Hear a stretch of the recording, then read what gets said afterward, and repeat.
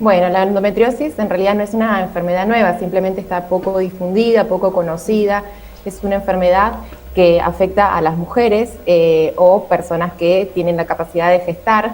Es una enfermedad que el tejido endometrial, que es el tejido de adentro del útero, ¿sí? Se difunde hacia la cavidad pelviana y genera muchísimo dolor, ¿sí? Sobre todo relacionado al ciclo menstrual.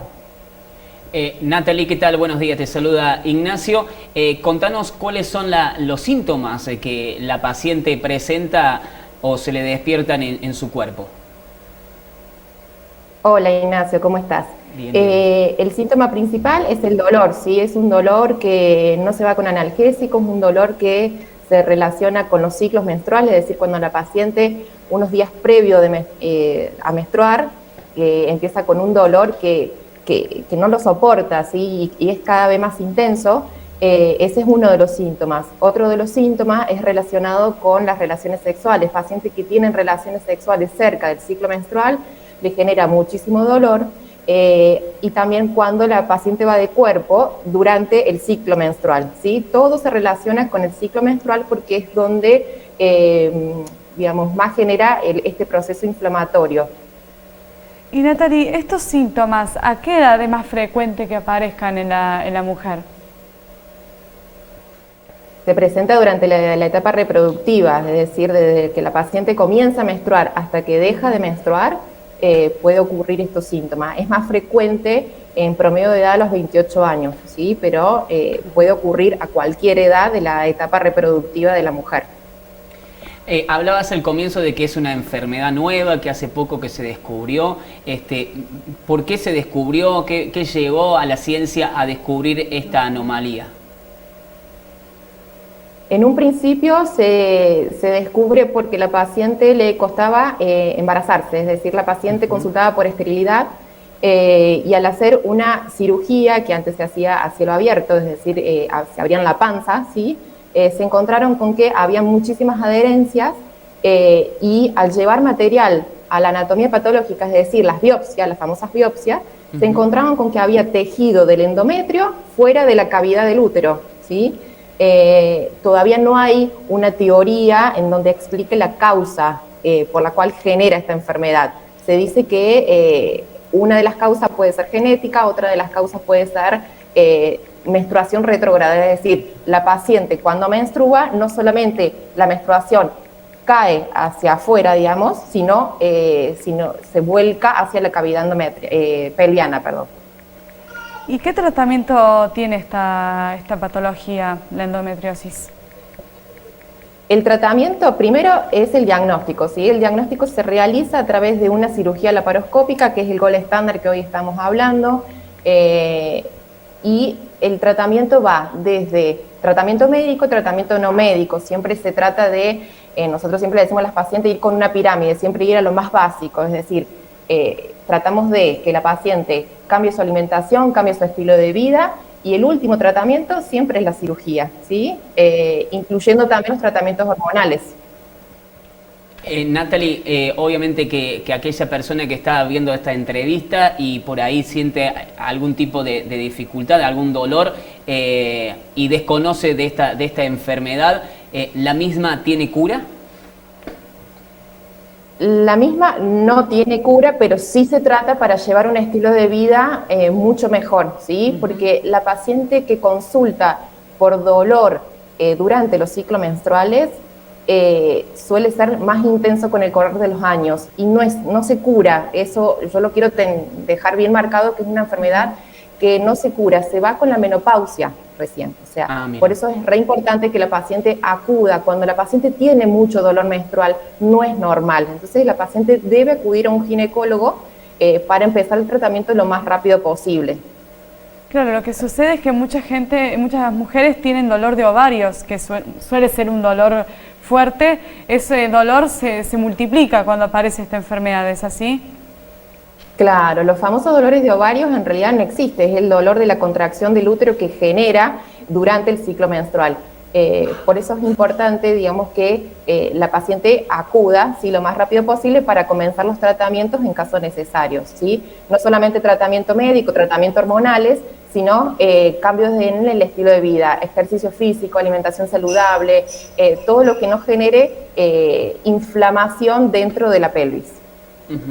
Decías que a partir de los 28 años se empieza a despertar esto en el organismo de la mujer. Los tratamientos, los chequeos y demás, los estudios se tienen que hacer con qué rigurosidad. ¿Cada año, cada 6 meses? ¿Cuánto plazo?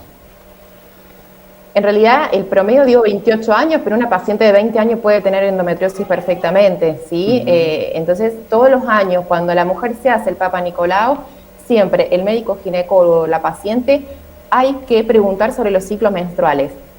Si realmente le duele los ciclos menstruales, si es sangrado muy abundante, ¿sí? Una ecografía, una simple ecografía puede detectar endometriosis, ¿sí? Sobre todo en la endometriosis en los ovarios. Entonces, por eso es importante que en el chequeo del Papa Nicolau, que el Papa Nicolau por supuesto es anual, se haga este control. Y ya para ir cerrando, Natalie, recién mencionabas el tema de la actividad física, de la alimentación. Todo este tipo de recomendaciones son para poder prevenir esta patología, pero ¿hay alguna recomendación más que nos puedas dar? Sí, por supuesto. Una vez que la paciente tiene instalado esta enfermedad que nosotros siempre decimos que es como el cáncer, pero se comporta de manera benigna, es decir, no es una enfermedad maligna, lo quiero también dejar en claro, pero se comporta como algo maligno por lo que le genera a la paciente. Entonces, siempre acudan a un buen profesional. Nosotros trabajamos con equipos interdisciplinarios, trabajamos con nutricionistas, trabajamos con médicos clínicos, trabajamos con psicólogos, trabajamos con psiquiatras, porque realmente es una enfermedad que cuando la paciente lo tiene es muy difícil de llevarlo solo. Entonces, es importante que nosotros trabajemos también en equipo, ¿sí? En cuanto a la alimentación, consumir alimentos antioxidantes, consumir muchas verduras, disminuir las carnes rojas, las carnes con muchos azúcares, alimentos con muchas harinas refinadas, ¿sí? Que esto genera mucho proceso inflamatorio y aumenta el dolor. Y en cuanto a la actividad física, realizar un hobby, tener en cuenta, digamos, todas estas alternativas, ¿sí? que la ciencia nos da, nos ayuda muchísimo al tratamiento de endometriosis. ¿La endometriosis, Natalie, puede ser hereditaria?